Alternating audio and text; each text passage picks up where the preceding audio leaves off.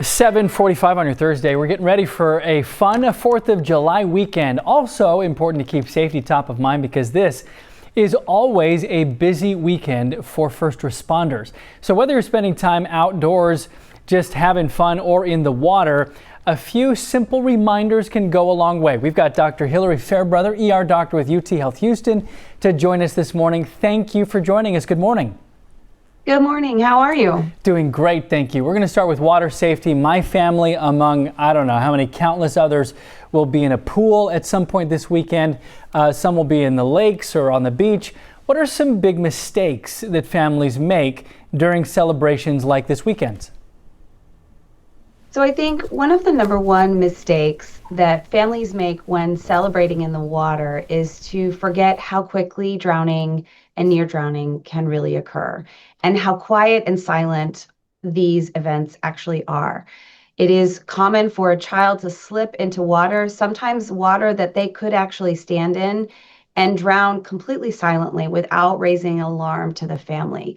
And so what I always recommend is that there is somebody on watch. There is your family lifeguard at all times watching the water whenever there are children and other people who may not be strong swimmers around any body of water. So worth it. This terrible statistic, 44 children have already drowned in Texas this year.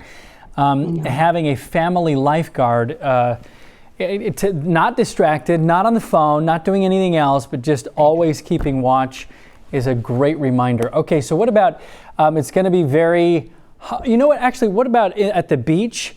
Because a lot of our beaches, they don't have lifeguards, maybe where you are, I guess, same kind of thing?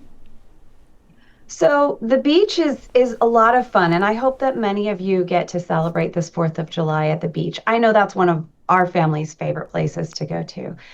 The beach is a great place to go as a family, but don't be fooled. Remember, as you walk out into the water might get deeper very quickly, and there are different types of currents that can quickly change and cause someone who could easily stand in water to be someone who is now being pulled out into much deeper water, or pulled out in a way that doesn't allow them to safely get to shore easily. Yeah. So it's wise to remember that the ocean is an ever-changing thing. And so what I recommend, especially for small children, is a small child needs to be within an arm's length of an adult at all times when playing in the water at the beach. My kids know if a toe is in the water, then a parent is with you. Good reminder, good tip. Okay, so those who are going to be outside in the, we've got feels like temperatures up in 100 or more. How can we tell, and I think we've talked about this before, but we need a reminder, how can we tell that it's not just I'm hot, there's, heat exhaustion or even going on heat stroke? So I think the easiest way for all of us to tell when it's not just I'm too hot, I need to get inside, I need to get in the shade, maybe get into that pool that we've been talking about. The real danger signs are when the body can no longer cool itself down. And we start seeing this with people get nauseous, they get dizzy, they either start sweating a lot and are very red, or even worse, they stop sweating. They become confused. Sometimes people have a seizure. Sometimes they become unconscious. Any of those kinds of things really means that you are affecting your brain with the level of heat, and heat stroke really might be going on.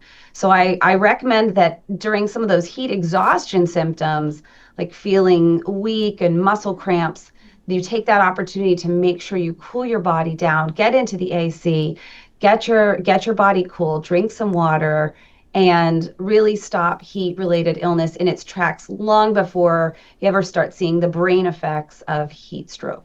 Always happens every 4th of July and all the time in the summer. So thank you for these reminders, Dr. Fairbrother.